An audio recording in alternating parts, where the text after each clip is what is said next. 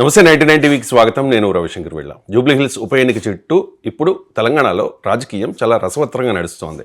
భారతీయ Janata party నుంచి Deepak Reddy, BRS నుంచి సునీత, అలాగే కాంగ్రెస్ పార్టీ నుంచి నవీన్ యాదవ్ పోటీలో ఉన్నారు. మూడు పార్టీలు కూడా చాలా ప్రతిష్టాత్మకంగా తీసుకున్న పరిస్థితి. మరి భారతీయ జనతా పార్టీ ఈ ఉప ఎన్నికలో ఎటువంటి మార్కు చూపించబోతోంది? తెలంగాణ అసెంబ్లీ ఎన్నికల్లో చూసుకుంటే కనుక 2023 అసెంబ్లీ ఎన్నికల్లో 8 అసెంబ్లీ స్థానాలు గెలుచుకున్న ఆ పార్టీ ఆ తర్వాత అనూహ్యంగా పుంజుకుంది. 2024 లోక్సభ ఎన్నికల్లో 8 స్థానాలు గెలుచుకున్న పరిస్థితి. మరి ఇప్పుడు ఏంటి భారతీయ జనతా పార్టీ పరిస్థితి అనే దాని మీద మనతో మాట్లాడడానికి తెలంగాణ రాష్ట్ర భారతీయ జనతా పార్టీ అధ్యక్షులు ఎన్ రామచంద్రరావు గారు మనతో ఉన్నారు. నమస్తే సార్. నమస్తే. అంటే మీరు అధ్యక్ష బాధ్యతలు చేపట్టిన తర్వాత జరుగుతున్న చాలా కీలకమైన ఎన్నిక ఇది. భారతీయ జనతా పార్టీ అంటే పార్టీ కంటే ముఖ్యం మీకు, ఎందుకంటే మీరు అధ్యక్షులు కాబట్టి. సో ఏంటి జూబ్లీ హిల్స్లో ఏం చేయబోతూ ఉన్నారు? ఎటువంటి అంచనాలు ఉన్నాయి మీకు? గెలవబోతూ ఉన్నారా? తప్పకుండా బీజేపీ జూబ్లీ హిల్స్ ఈసారి గెలుస్తుంది. ఎందుకంటే మీరు 8 ఎంపీ చెప్పారు, 8 ఎమ్మెల్యేలు చెప్పారు. కానీ మా 3 ఎమ్మెల్సీలు చెప్పలేము మీరు. మొన్న రీసెంట్గా జరిగినటువంటి ఒక ఎమ్మెల్సీ ఎలక్షన్స్లో ఇది టీచర్స్, గ్రాడ్యుయేట్స్ రెండిట్లో కూడా కాంగ్రెస్ నుంచి మేము గెలిచినాం. ఎమ్మెల్సీ కాంగ్రెస్ జీవన్ రెడ్డి గారి సీటు బీజేపీ గెలిచింది. అదేవిధంగా టీచర్స్ కాన్ఫరెన్స్ కూడా కొమరయ్య గారు బీజేపీ నుంచి గెలిచారు. సో 2 ఎమ్మెల్సీ తర్వాత అంతకుముందు జరిగినటువంటి అసెంబ్లీ కన్నా కొన్ని నెలల ముందు జరిగినటువంటి ఎమ్మెల్సీ ఏవీఎన్ రెడ్డి గారు టీచర్స్ కాన్ఫరెన్స్ మేము బీఆర్ఎస్ దగ్గర నుంచి గెలిచినాం. సో కాబట్టి తెలంగాణ ప్రజలు ఇప్పుడు బీజేపీ వైపు చూస్తూ ఉన్నారు. కాబట్టి ఈరోజు జూబ్లీ హిల్స్ కూడా ప్రజలు కూడా బీజేపీ వైపు చూస్తూ ఉన్నారు. బీజేపీ గెలుస్తుంది, 100% గెలుస్తుంది, నాకు పూర్తి నమ్మకం ఉన్నది. జూబ్లీ హిల్స్ ఎన్నికల్లో ఎప్పుడు కూడా భారతీయ జనతా పార్టీ మధ్యకాలంలో గెలిచిన పరిస్థితి లేదు కదా. 14లో టీడీపీ, ఆ తర్వాత బీఆర్ఎస్, ఆ తర్వాత బీఆర్ఎస్, ఇప్పుడేమో ఉప ఎన్నిక వచ్చింది. అట్లా చాలా సర్వేలు, రామచంద్రరావు గారు, సర్వేలు కూడా చాలా కీలకం. కొన్ని సర్వేలు కాంగ్రెస్కి ఫేవర్గా ఉన్నాయి, కొన్ని సర్వేలు బీఆర్ఎస్ గెలుస్తుంది అని చెప్తూ ఉన్నాయి. కానీ ఎక్కడా కూడా భారతీయ జనతా పార్టీ గెలుస్తుంది అనే సర్వే ఏమి ఒక క్రెడిబిలిటీ ఏముందండి? ఎవరో సర్వే చేసేసి అది టీవీలలో పెట్టేసుకుంటా ఎవరో సర్వే చేసినోడు ఎవరు పెద్ద సర్వే చేసిన ప్రశాంత్ కిషోర్లే సర్వేలు బంద్ చేసుకుని రాజకీయ పార్టీలు పెట్టుకున్నారు. ఓకే, సర్వేలు ఇవన్నీ కూడా మేము ఫస్ట్ నుంచి చెప్తున్నాం. మాకు బీజేపీ రాదు అనే సర్వేలు కూడా బీజేపీ వచ్చినాయి. హర్యానాలో బీజేపీ రాదన్నారు కానీ బీజేపీ వచ్చింది. మహారాష్ట్రలో బీజేపీ రాదన్నారు కానీ బీజేపీ వచ్చింది. సో కాబట్టి ఈ సర్వేలు ఇవన్నీ కూడా ఏంటంటే పేడ్ సర్వేస్. ఓకే, 100% పేడ్ సర్వేస్. నేను ఈరోజు చెప్తున్నాను, బీజేపీ ఏ సర్వే ఏజెన్సీకి మేము పే చేయట్లేదు. కానీ ఈరోజు బీజేపీ డెఫినెట్గా గెలుస్తుంది, 100% గెలుస్తుంది. నేను అదే చెప్తున్నా, 100% గెలుస్తుంది చెప్తున్నాను. ఎందుకనంటే ఈరోజు జూబ్లీ హిల్స్ ప్రజలు వాళ్ళు అక్కడ చూస్తూ ఉన్నారు ఏ విధంగా మైనార్టీని భుజగించేటటువంటి రాజకీయం ఒక పార్టీ చేస్తే, ఏ విధంగా 10 సంవత్సరాలు 12 సంవత్సరాలు ఎమ్మెల్యేగా ఉండి ఆ ప్రాంతాన్ని ఆ పార్టీ పట్టించుకోలేదు. మీరు జూబ్లీ హిల్స్ ఎప్పుడైనా పోతే పేరుకు జూబ్లీ హిల్సే, అసలు జూబ్లీ హిల్స్ బయట ఉన్నది, స్లమ్ ఎక్కువ ఉన్నది దీంట్లో. అయితే దీంట్లో మీరు రోడ్ల మీద పాదయాత్ర చేస్తుంటే లైట్లు లేవు, రోడ్లు లేవు, మ్యాన్ హోల్స్ ఓపెన్ ఉంటాయి. ఇవన్నీ ఎటువంటి పరిస్థితి ఎందుకు ఉందంటే ఎందుకు చెప్తానండి ఆ పరిస్థితి కారణం ఎవరు? 10 ఏళ్ళు మున్సిపల్ అడ్మినిస్ట్రేషన్ ఎవరు మినిస్టర్ అప్పుడు? కేటీఆర్. ఇప్పుడు ఎవరు? 10 సంవత్సరాలు ఆయన పట్టించుకోలే, 2 సంవత్సరాలు ఈయన పట్టించుకోలే, వాళ్ళు ఇద్దరైనా పట్టించుకోవాలి కదా. ఇప్పుడు వచ్చిన తర్వాత మీ రోడ్లు బాగా చేస్తాం చెప్పట్లే, మీ ముస్లింకు ఓటు కావాలి కాబట్టి వాళ్ళని మైనార్టీ నేను మినిస్టర్ చేస్తావు, లేకుంటే మీరు చేయబట్టే మా ఇజ్జత్ ఉన్నది అని చెప్తావు. కానీ ఎప్పుడైనా మీకు లైట్లు వేపిస్తా, రోడ్లు వేపిస్తా, మీ మోరీలు వాసన లేకుండా చేస్తే చెప్తున్నారా? మీకు ఇల్లు కట్టిస్తానని చెప్తున్నారా? ఎక్కడండి వీళ్ళు? ప్రధానమంత్రి ఆవాస్ యోజన కింద నరేంద్ర మోదీ గారు పంపించిన నిధుల్ని వీళ్ళు దారి మళ్లించి వాళ్ళ సొంత ప్రయోజనం కోసం వాడారు వీళ్ళు. అటువంటి ఒక జూబ్లీ హిల్స్లో ఈరోజు వీళ్ళకి ఓట్లు అడిగే నైతిక అధికారం లేదని చెప్పి బీజేపీ చెప్తా ఉంది. రేవంత్ రెడ్డి అంటూ ఉన్నారు, పదే చెప్తూ ఉన్నారు. గతంలో కూడా అసెంబ్లీ ఎన్నికల్లో కూడా ఇదే వాదన కదా, బీఆర్ఎస్ అండ్ బీజేపీ ఈ 2 పార్టీలు ఒకటే అని చెప్పి. రీసెంట్గా నిన్న కూడా మాట్లాడారు, కేటీఆర్ కేసీఆర్లను అరెస్టు చేయనీయకుండా భారతీయ జనతా పార్టీ ప్రయత్నిస్తోంది, మా ప్రయత్నం మేము చేస్తూ ఉన్నాం కానీ భారతీయ జనతా పార్టీ మోకాలు అడ్డుతోంది, బీజేపీ అండ్ బీఆర్ఎస్ ఈ 2 పార్టీలు ఒకటే అంటూ ఉన్నారు. ఎందుకు పదే రేవంత్ రెడ్డి ఇటువంటి? ఎందుకంటే సోనియా గాంధీ గారి ఆయనకి చెప్పింది, ఏమని చెప్పింది? ఈరోజు మీకు చెప్తున్నాను టీవీ ముందు, ఏమని చెప్పింది? కేసీఆర్ కేటీఆర్ నేను అరెస్ట్ చేయకు, వాళ్ళు ఎప్పటికైనా మనతో రావాలి అనే భయానికి ఎక్కడ అరెస్ట్ చేస్తారు అని చెప్పి, మన ఎందుకు తలకాయ నొప్పి అని చెప్పి సిబిఐకి పంపించిండు. ఏది కాళేశ్వరం మొత్తం పంపేయలే, కేవలం మేడిగడ్డ డ్యామ్కు సంబంధించిన బ్యారేజ్లో డ్యామ్ సేఫ్టీ ఏది రిపోర్ట్ ఇచ్చిందో అంతవరకే సిబిఐకి పంపించిండు. కాళేశ్వరం మొత్తంలో 1,30,000 కోట్ల రూపాయలు స్కామ్ జరిగితే నువ్వు కేవలం 10,000 కోట్ల రూపాయలకు సంబంధించినటువంటి ఒక డ్యామేజ్ని పంపిస్తావా? మొత్తం పంపించండి, సిబిఐ యాక్షన్ తీసుకొని చూస్తాం. రెండోది, నీకు అంత చిత్తశుద్ధి ఉంటే, నీకు అంత కేసీఆర్ గారిని కేటీఆర్ గారిని అరెస్ట్ చేయించాలంటే నువ్వు ఈ ఫార్ములా రేస్లో అరెస్ట్ చేయి. అది నీ చేతిలో ఉంది కదా, నీ సిట్ చేతిలో ఉంది కదా. ఫోన్ ట్యాపింగ్ కేసులో చేయి, ఫోన్ ట్యాపింగ్ నీ చేతిలో ఉంది కదా. దాంట్లో నువ్వు అధికారులు పంపిస్తావు, దీంట్లో అధికారులు పంపిస్తావు, కాళేశ్వరం అధికారులు పంపిస్తావు. రాజకీయ నాయకులు ఎందుకు అరెస్ట్ చేయట్లేదు నువ్వు? Why are not arresting KTR, why are not arresting KCR? మీరు చేయాల్సిన పని అదే చేయండి. మీరు ముందు మీ చేతిలో ఉన్న కేసులు అరెస్ట్ చేయండి, తర్వాత మీరు సిబిఐని మాట్లాడండి. భారతీయ జనతా పార్టీ నాయకులు చెప్తూ ఉన్నారు, రామచంద్రరావు గారు, మీ పార్టీ నాయకులు మజ్లిస్కి భారతీయ జనతా పార్టీకి ఈ ఎన్నిక అని చెప్పేసి. ఎక్కడ మజ్లిస్ పోటీ చేయడం లేదు, నవీన్ యాదవ్కి సపోర్ట్ చేశారు. బీఆర్ఎస్, కాంగ్రెస్ అండ్ బీజేపీ 3 పార్టీలే పోటీలో ఉన్నాయి. ఎందుకు ఇది మజ్లిస్కి బీజేపీకి మధ్య ఎన్నికగా మీరు చూస్తూ ఉన్నారు? నేనే అన్నమాట. బీజేపీ నాయకులు వేరే వాళ్ళు తర్వాత అన్నారు కానీ నేను ఫస్ట్ నేనే అన్నా. ఫస్ట్ మీరు ఎందుకంటున్నా అంటే ఓ కాంగ్రెస్ క్యాండిడేట్ ఎవరండి? నవీన్ యాదవ్. లేలే, అంతకుముందు మజ్లిస్ తరపున పోటీ చేశారు. మజ్లిస్ తరపున పోటీ చేసి ఇప్పుడు కాంగ్రెస్ అని చేస్తున్నాడు. అంతే కదా, అక్కడ పోటీ ఇక్కడ పోటీ. అక్కడ నుంచి చేసి ఇక్కడ వచ్చాడు. సీట్ ఇచ్చిన అది ఎవరి దగ్గర పోయాడండి? మజ్లిస్ దారుసలాం పోయి ఓవైసీ కాలు ముట్టుకొని దండం పెట్టి ఆయన వచ్చాడు. అప్పుడు రేవంత్ రెడ్డి గెలిచాడు. ఆయన ఎవరు క్యాండిడేట్ అన్నట్టు? కాంగ్రెస్ కు క్యాండిడేట్ లేరు, మీ క్యాండిడేట్ మాకు ఇయ్యండి అని చెప్పి వీళ్ళు అరువు తీసుకొచ్చి ఈరోజు వాళ్ళ పోటీ ఓన్లీ సింబల్ మారింది, క్యాండిడేట్ ఆయనే. అందుకే పదే రేవంత్ రెడ్డి గారు మాకు మైనార్టీ ఓట్లు కావాలి, మైనార్టీలు దయచేసి ఓటు వేయండి అని చెప్తా ఉన్నారు. 80% హిందువులు వదిలిపెట్టి 20% ముస్లింల కోసం ఈరోజు మొత్తం ఫైట్ చేస్తున్నారు రేవంత్ రెడ్డి గారు. అంటే ఎంత భయంతో చేస్తున్నారు, ఒక మాట ఆలోచించండి. ఎందుకు పదే ఎందుకు మీకు అవే ఓట్లు కావాలా? వీళ్ళ ఓట్లు అవసరం లేదా? వీళ్ళ బస్సులు చూడండి, వీళ్ళ రోడ్లు ఉన్నాయి ఎట్లా చూడండి, దాని మీద మాట్లాడరు. ఆ మతం మీదనే, ఆ ఒక మైనార్టీ మీదనే మాట్లాడతాడు. అంటే మా ఓట్లు కావాలి. ఈ బీఆర్ఎస్ కూడా అంతే.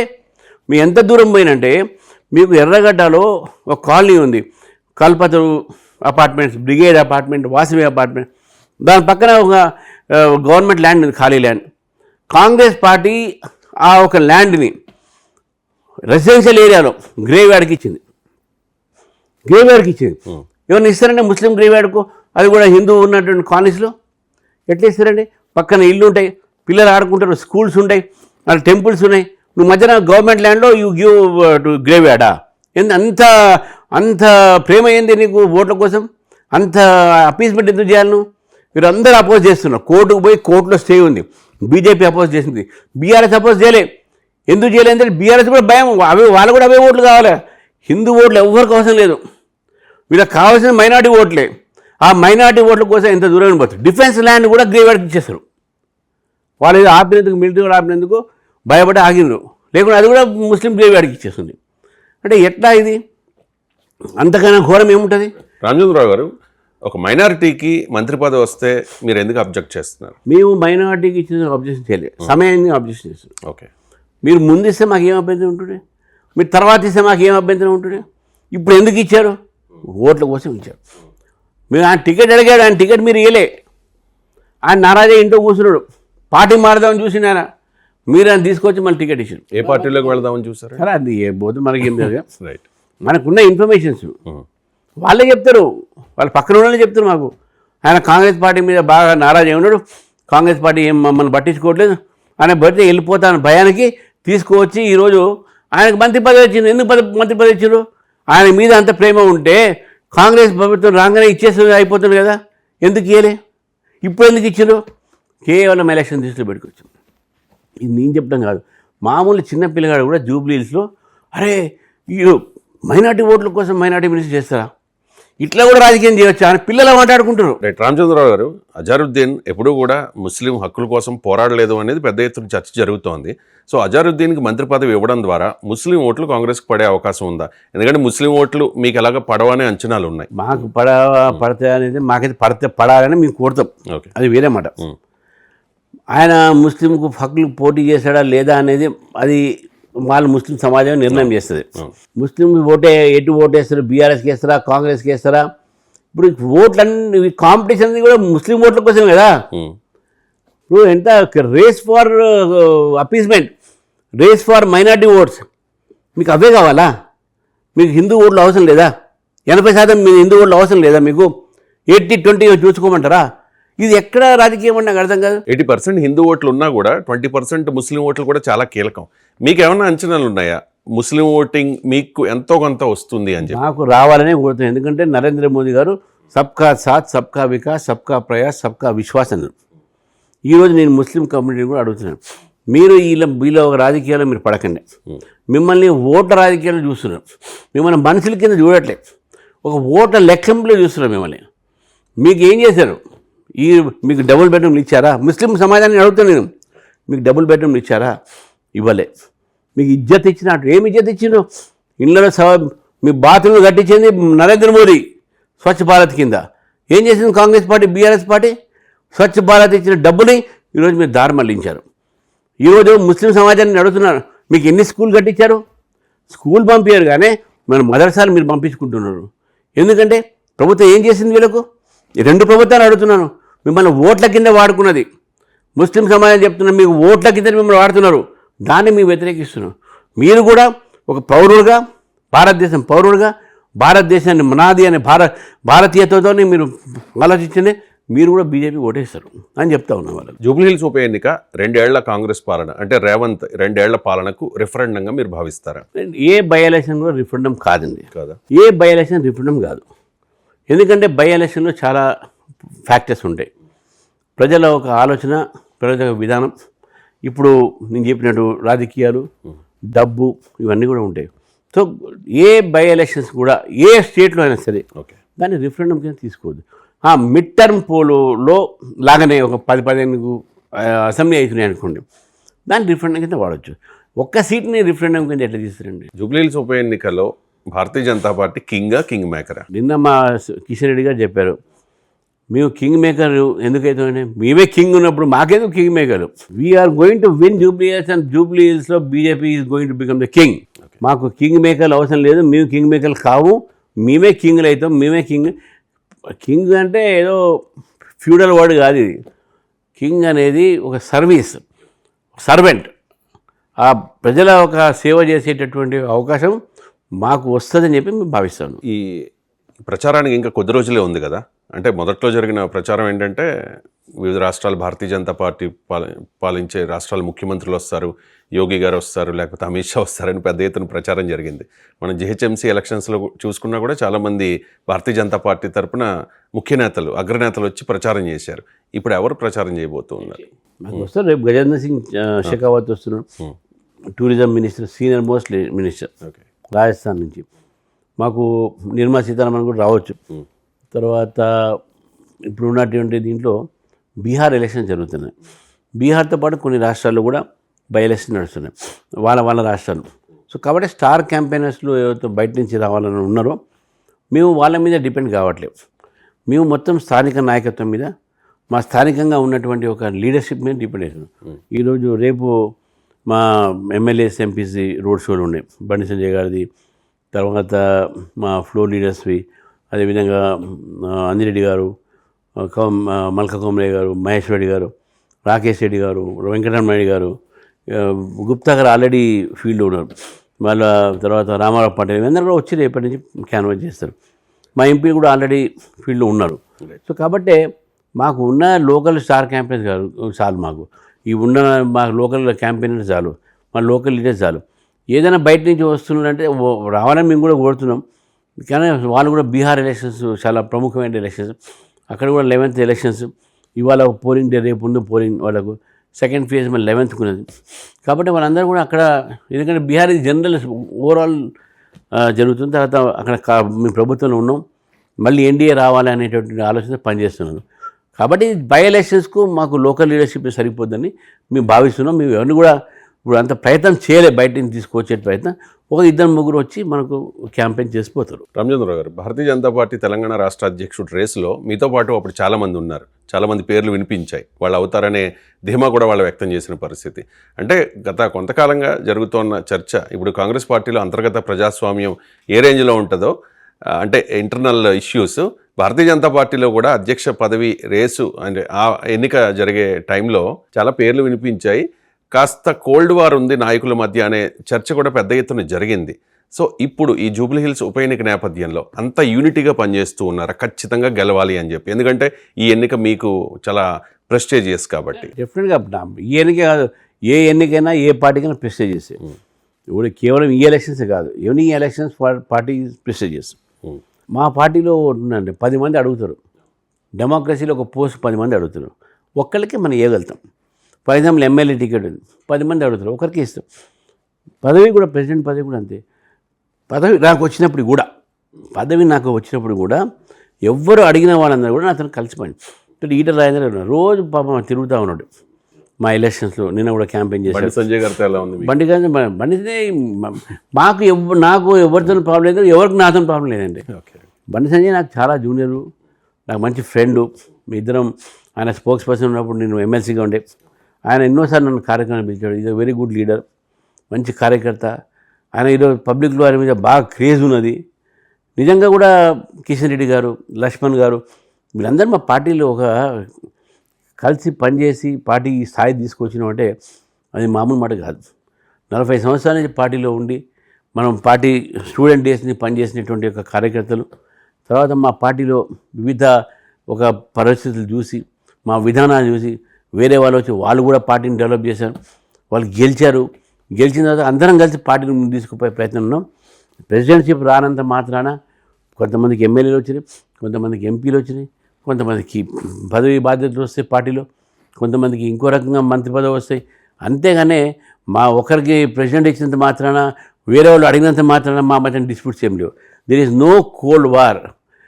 Hour war is against Congress and BRS. First Congress, తర్వాత బీఆర్ఎస్. ఇప్పుడు రూలింగ్ వాళ్ళే కదా. రైట్. అండ్ ఈ రేవంత్ రెడ్డి ఈ 2 ఏళ్ల పాలన ఎలా ఉంది? నేను మొన్న చోట చెప్పాను, ఈ 2 ఏళ్ల పాలన ప్రజలు బహుశా అరే ఎందుకు ఈ పార్టీ గెలిపించిన, బీజేపీని గెలిపిస్తే బాగుంటుంది కదా అనే ఆలోచన ఉంటుంది. ఎందుకంటే ఒక పార్టీ 10 సంవత్సరాలు పరిపాలించి ప్రజలకు అన్యాయం చేసింది, ప్రజలకు మోసం చేసింది, తప్పుదారి తీసుకుపోయింది. మన ఆర్థికంగా ఒక రిచ్ స్టేట్ని, ఆర్థికంగా ఒక మంచి సర్ప్లస్ స్టేట్ని ఈరోజు అప్పుల్లో దోసేసింది. ఒక ధనిక రాష్ట్రాన్ని అప్పుల రాష్ట్రంగా మార్చింది. వాళ్ళ అహంకారము, రాజకీయ దురహంకారము, వీటన్నిటిని చూసిన తర్వాత ఈరోజు మళ్ళీ ప్రజలు అందరూ కూడా ఆ పార్టీకి బుద్ధి చెప్పని కాంగ్రెస్ పార్టీ తీసుకున్నారు. ఆ కనీసం ఆ పార్టీ 10 సంవత్సరాల తర్వాత ప్రజలు దాన్ని ఎలగొట్టారు. కానీ ఈ పార్టీ అయితే 2 సంవత్సరాల నుంచి అరే ఈ పార్టీ ఎప్పుడు పోతుందా కొత్త ప్రభుత్వం. ఎందుకంటే తెలంగాణ ప్రజలు రాజకీయ చైతన్యవంతులు. వాళ్ళు బీఆర్ఎస్ని చూశారు, కాంగ్రెస్ని చూశారు 2 సంవత్సరాలు. నెక్స్ట్ డెఫినెట్గా బీజేపీ ప్రభుత్వం వస్తుంది.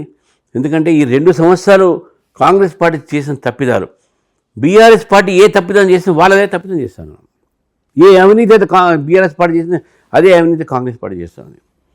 ఏ ఒక్క డెవలప్మెంట్ లేకుండా స్టేట్ నుంచిందో బీఆర్ఎస్ పార్టీ అదే ఒక్క రీతిలో ఈరోజు కాంగ్రెస్ పార్టీ నడుస్తూ ఉంది. కాబట్టి ప్రజలు కాంగ్రెస్ని బీఆర్ఎస్ని ఒకే ఒక దీంట్లో చూస్తారు. డెఫినెట్గా ఈ 2 సంవత్సరాల పరిపాలన కాంగ్రెస్ పార్టీది ప్రజలను నిరాశలో పెట్టింది. ఏది కూడా 6 గ్యారంటీలు లేవు, 420 వాగ్దానాలు లేవు. ప్రజల్ని మోసపూర్వకమైనటువంటి ఒక మాటలతో ఈరోజు అధికారులు చేస్తున్నారు. ఇది ఒక తప్పిదమైనటువంటి వాళ్ళ చేస్తున్నటువంటి ఒక పొలిటికల్ డిసిషన్స్. రైతు బంధు బంద్ అయింది, స్టూడెంట్స్కి రీఇంబర్స్మెంట్స్ లేవు. ఈరోజు ఇంజనీరింగ్ కాలేజ్ స్ట్రైక్లు ఉన్నారు. నిన్న ఎందుకున్నారు? హాస్పిటల్స్ని మూసేశారు ఆరోగ్యశ్రీ ఇవ్వకపోతే.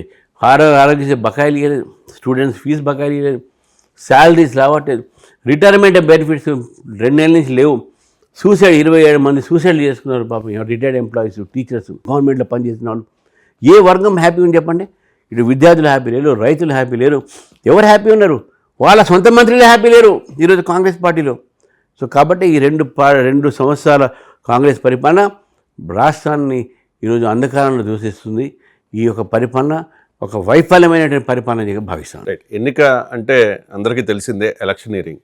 సో ఇప్పుడు ఏమో కాంగ్రెస్ పార్టీ ఇన్ని కోట్లు తీస్తోంది, బీఆర్ఎస్ ఇన్ని కోట్లు తీస్తోందని పెద్ద ఎత్తున ప్రచారం జరుగుతోంది, ఓటుకి ఎంత ఇస్తున్నారంట, ఆల్రెడీ ప్లాన్ చేసుకున్నారంట అని చెప్పేసి. సో ఈ ధన ప్రవాహం ముందు భారతీయ జనతా పార్టీ ఎంతవరకు నిలబడగలుగుతుంది and free and fair election జరుగుతుందని మీరు అనుకుంటున్నారా? చూడండి, ఏదైనా ఎలక్షన్స్ ఫ్రీ అండ్ ఫెయిర్ జరగాలని మేము అంతా కోరుతాం. ధన ప్రవాహం ముందు జనబలం మిగులుతుంది. ఆ జనబలం బీజేపీకి ఉంది. ఓకే. మా దగ్గర ఇప్పుడు ధనబలం లేకపోవచ్చు, మా క్యాండిడేట్ దగ్గర ధనబలం లేకపోవచ్చు. ఆ పార్టీల దగ్గర బాగా ఉన్నాయి ధనము. ఒకరు అధికారంగా ఉండి అధికార దుర్వినియోగం చేస్తున్నారు, ఇంకోరు గతంలో అధికారంలో ఉండి బాగా సంపాదించి ఇప్పుడు ఎలక్షన్స్లో పెట్టాలని పెడుతున్నారు. కానీ భారతీయ జనతా పార్టీ మొన్న ఎమ్మెల్సీ ఎలక్షన్స్ మేము గెలిచినాం, ఈ ఎలక్షన్స్ కూడా జనబలంతో గెలుస్తాం, నాకు పూర్తి నమ్మకం ఉంది. రైట్. ఇక ఆంధ్రప్రదేశ్లో కూటమిగా ఉన్నారు కదా Bharatiya Janata party, TDP and Janasena. మరి ఇక్కడ జనసేన మద్దతు మీరు అడిగారా? అడిగాను నిన్న. ఇవాళ ప్రెస్ కాన్ఫరెన్స్ శంకర్ గౌడ్ గారు పెట్టారు ప్రెస్ కాన్ఫరెన్స్. బహుశా మీ రిపోర్ట్ కూడా పోయి ఉండొచ్చు. ఇవాళ బీజేపీ కుమ్మరయ్య గారు, మన రామచంద్రారెడ్డి గారు, జయశ్రీ గారు మా state vice president, Shankar Goud గారు, మరి వారి నాయకులు ఈరోజు జనసేన నిన్నటి నుంచే మా పార్టీలో వాళ్ళు అంటే క్యాంపెయిన్లో అతను కలిసి చేస్తూ ఉన్నారు. ఇవాళ కూడా వాళ్ళ ఒక పార్టిసిపేషన్ ఉంటుంది. రేపు వెళ్ళిన తెలుగుదేశం కూడా అంటే చాలా ప్రతిష్టాత్మకమైన ఎన్నిక కదా పార్టీకి అండ్ మీకు కూడా. అంటే పవన్ కళ్యాణ్ ఏమైనా వచ్చి ఇక్కడ ప్రచారం చేసే ప్రయత్నం చేస్తున్నాం. ఎందుకంటే వాళ్ళు కూడా వాళ్ళ ఒక స్టేట్లో బిజీ ఉన్నారు. చంద్రబాబు నాయుడు గారు లండన్ పోయారు, నిన్నే వచ్చారు. వాళ్ళు కూడా తెలుగుదేశం వాళ్ళు కూడా వాళ్ళు అంటే వెయిట్ చేస్తున్నారు వాళ్ళ నేషనల్ ప్రెసిడెంట్ ఏం చెప్తుండే. సో ఇవన్నీ డెఫినెట్గా టీడీపీ సపోర్ట్ కూడా బీజేపీకి ఉంటుందని మేము పూర్తిగా భావిస్తున్నాం. అది కూడా నిర్ణయం వాళ్ళు తీసుకుంటారు. జనసేన నిర్ణయం తీసుకుంది, కూటమిలో వాళ్ళు కూడా తీసుకుంటారని చెప్పి భావిస్తాను. టీడీపీ ఓట్లు కూడా చాలా కీలకం ఇక్కడ. ఎందుకంటే మాగంటి గోపీనాథ్ 2014లో ఆయన టీడీపీ నుంచే గెలిచారు, తర్వాత బీసీఆర్లోకి వెళ్ళారు కాబట్టి బీజేపీ కూడా సపోర్ట్ చేశారు అప్పుడు. మీరు అలయన్స్గా ఉన్నారు కాబట్టి.